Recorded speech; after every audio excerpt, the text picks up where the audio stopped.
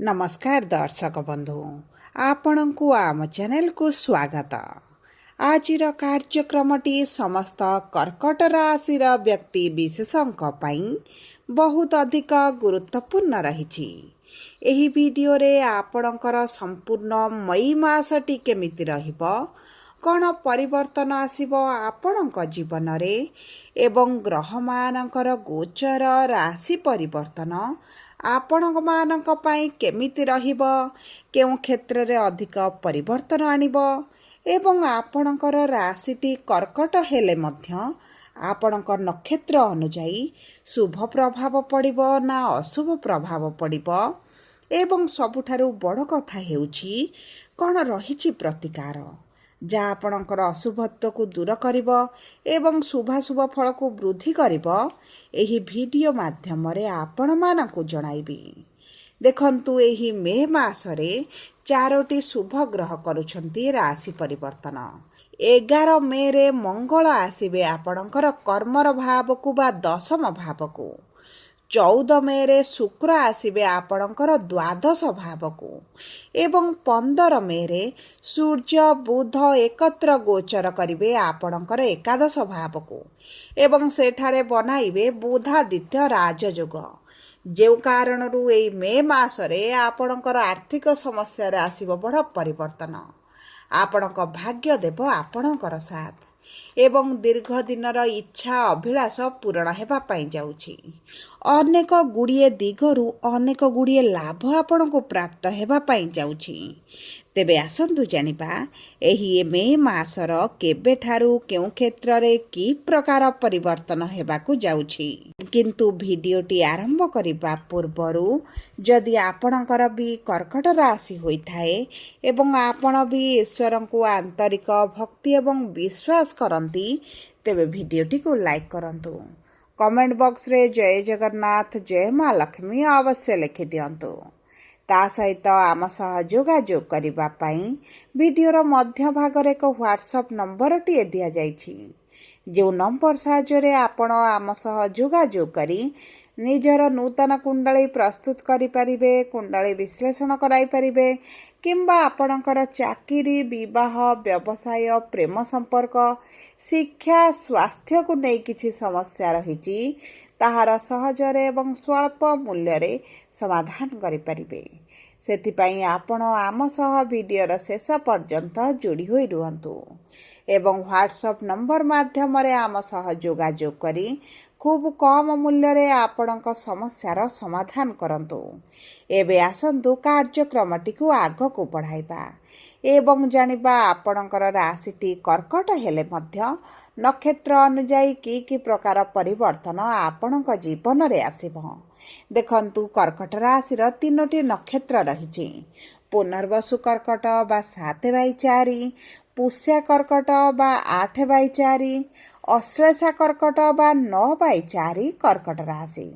तेबे सर्वप्रथम जानिबा पुनर्वसु कर्कट राशि बा 7/4 कर्कट राशि व्यक्ति विशेषंकर नक्षत्राधिपति होउछंती देवगुरु बृहस्पति एवं एही व्यक्ति माने गुरु अंशरे बा गुरु महादशारे जन्म ग्रहण करिथांती। गुरु विराजमान करिछंती द्वादश भावरे जो कारणरू अर्थर समस्याटी बढ़ुछि। आपणकर खर्चटी वृद्धि पाइछि। मेडिकल रे अर्थ खर्च हेउछि। बारंबार डाक्तरखाना जीवाकू पड़ुछि। विशेष भाव रे आपणक पई हेउ किंबा आपणक परिवार वर्गଙ୍କ पई हेउ बहुत गुड़िए अर्थ आपणकर खर्च हेउछि। किंतु एही सब परिस्थिति रु धीरे धीरे परिवर्तन आसिबो। गुरु आपणकर राशि को चलन करिवे माने आपणकर धन धान्य रे वृद्धि घटिबो। रोग प्रतिरोधक शक्ति रे वृद्धि आसिबो एवं ता सहित आपणकर जदि विवाह रे किछिटा पूर्वरु समस्या हेउथिला, वैवाहिक जीवन रे किछि समस्या देखुथिले तेबे सही सब क्षेत्र गुड़िकर शुभ फल प्राप्ति करिवे। देखंतु गुरुंकर पंचम दृष्टि चतुर्थ भाव को थिबा कारणरू आपणकर भोग विलास ऐश्वर्य सुख सुविधा रे वृद्धि हेबो। जदि जमी भूमि जान वाहन क्रय करबा पई चाहुथिले तेबे मध्य समय उत्तम रहिबो। ତା ସହିତ ଆପଣଙ୍କର ଯେଉଁ ଅର୍ଥର ସମସ୍ୟାଟି ବଢ଼ି ଯାଇଥିଲା ଧନର ଭାବରେ କେତୁଙ୍କର ବିରାଜମାନ ପାଇଁ ସେହି ସ୍ଥିତିରେ ମଧ୍ୟ କିଛିକା ଅଂଶରେ ଆପଣ ପରିବର୍ତ୍ତନ ଦେଖିବେ। ଏବଂ ରାହୁ ଅଷ୍ଟମ ଭାବରେ ଥିବା କାରଣରୁ ଆପଣଙ୍କର ଅଚାନକ ଧନ ଲାଭ ହୋଇପାରେ। ପୈତୃକ ସମ୍ପତ୍ତିକୁ ନେଇ ଯେଉଁ ସମସ୍ୟା ଚାଲିଛି ସେଥିରୁ ଆପଣ ବାହାରକୁ ଆସିବେ, ଆପଣଙ୍କ ପ୍ରାପ୍ୟ ଆପଣଙ୍କୁ ପ୍ରାପ୍ତ ହେବ। ଏବଂ ସବୁଠାରୁ ବଡ଼ କଥା ହେଉଛି ଆପଣଙ୍କର ଭାଗ୍ୟ ଆପଣଙ୍କ ସାଥ ଦେବ। ଗୁରୁଙ୍କର ଦୃଷ୍ଟି ଆପଣଙ୍କର ଭାଗ୍ୟର ଭାବକୁ ଥିବା କାରଣରୁ ଆପଣ ଯେକୌଣସି କାର୍ଯ୍ୟ ଭାଗ୍ୟ ଭରସାରେ କରିବେ ଆପଣଙ୍କୁ ନିଶ୍ଚିତ ଭାବରେ ଶୁଭ ଫଳ ପ୍ରାପ୍ତି ହେବ। ଏବେ ଆସନ୍ତୁ ଜାଣିବା ପୁଷ୍ୟା କର୍କଟ ରାଶି ବା 8/4 କର୍କଟ ରାଶିର ବ୍ୟକ୍ତିବିଶେଷମାନଙ୍କର ନକ୍ଷତ୍ରାଧିପତି ହେଉଛନ୍ତି ଶନି।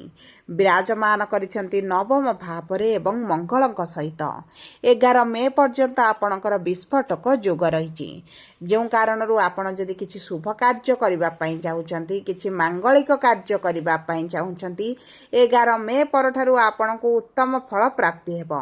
ଏହି ସମୟ ମଧ୍ୟରେ ଯଦି ଆପଣଙ୍କର କିଛି କର୍ମକ୍ଷେତ୍ର ସମ୍ବନ୍ଧିତ ବଡ଼ ନିଷ୍ପତ୍ତି ନେବା ପାଇଁ ଚାହୁଁଥିଲେ ତେବେ ଆପଣଙ୍କ ଭାଗ୍ୟ ଆପଣଙ୍କ ସାଥ ଦେଉଛି।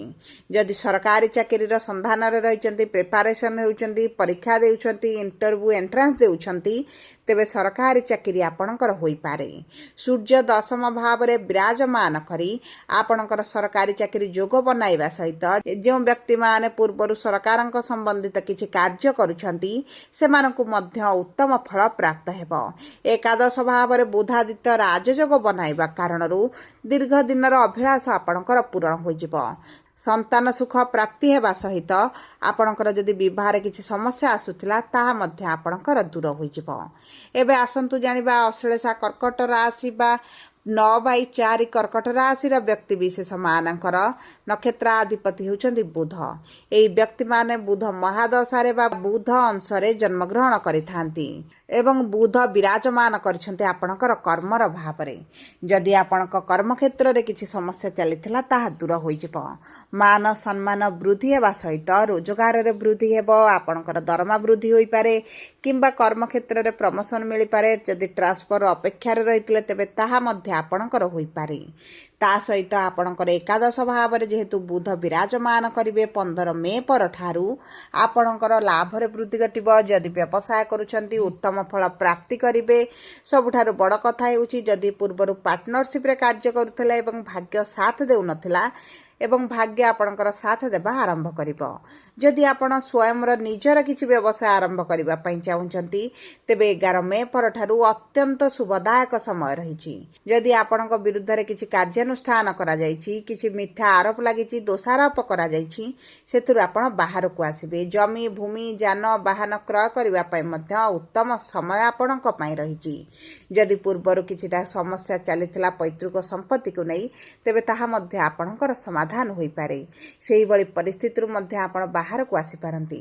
ଗୁପ୍ତ ଶତ୍ରୁମାନେ ଆପଣଙ୍କର ଧୀରେ ଧୀରେ ହ୍ରାସ ପାଇବେ ଏବଂ ଦେଖନ୍ତୁ ଆପଣଙ୍କର ଶତ୍ରୁଙ୍କ ସମସ୍ୟା ପାଇଁ ଆପଣଙ୍କର କର୍ମକ୍ଷେତ୍ର ହେଉ ପାରିବାରିକ ଜୀବନରେ ଯେଉଁ ସମସ୍ୟା ଦେଖୁଥିଲେ ସେଥିରେ ନିଶ୍ଚିତ ଭାବରେ ଆପଣ ଉପଶମ ଅନୁଭବ କରିବେ। ସବୁ ପରେ ଅଶୁଭତ୍ୱକୁ ଦୂର କରି ଶୁଭାଶୁଭ ଫଳ ବୃଦ୍ଧି କରିବା ପାଇଁ ଆପଣ ପ୍ରତିଦିନ ମହାଦେବଙ୍କର ପୂଜା ଅର୍ଚ୍ଚନା କରନ୍ତୁ। ବିଶେଷ ଭାବରେ ସୋମବାର ଦିନ ଚନ୍ଦ୍ରଶେଖରଙ୍କ ପାଖରେ ଜଳ ଅର୍ପଣ କରନ୍ତୁ, କ୍ଷୀର ଅର୍ପଣ କରନ୍ତୁ ଏବଂ ଓಂ ନମ ଶିବାୟ ମନ୍ତ୍ର ପ୍ରତିଦିନ 21 ଥର ପାଠ କରନ୍ତୁ। ତା ସହିତ ଗାଈଙ୍କୁ କିଛିଟା ଖାଦ୍ୟ ଖାଇବା ପାଇଁ ଦିଅନ୍ତୁ। ବିଶେଷ ଭାବରେ ଗୁରୁବାର ଦିନ ରୁଟି ଖାଇବା ପାଇଁ ଦିଅନ୍ତୁ ଏବଂ ଶନିବାର ଦିନ ଶନିଙ୍କ ମନ୍ଦିରରେ ସୋରିଷ ତେଲର ଦୀପଟିଏ ଅର୍ପଣ କରନ୍ତୁ। ହନୁମାନ ଚାଳିଶା ପ୍ରତିଦିନ ପାଠ କରନ୍ତୁ।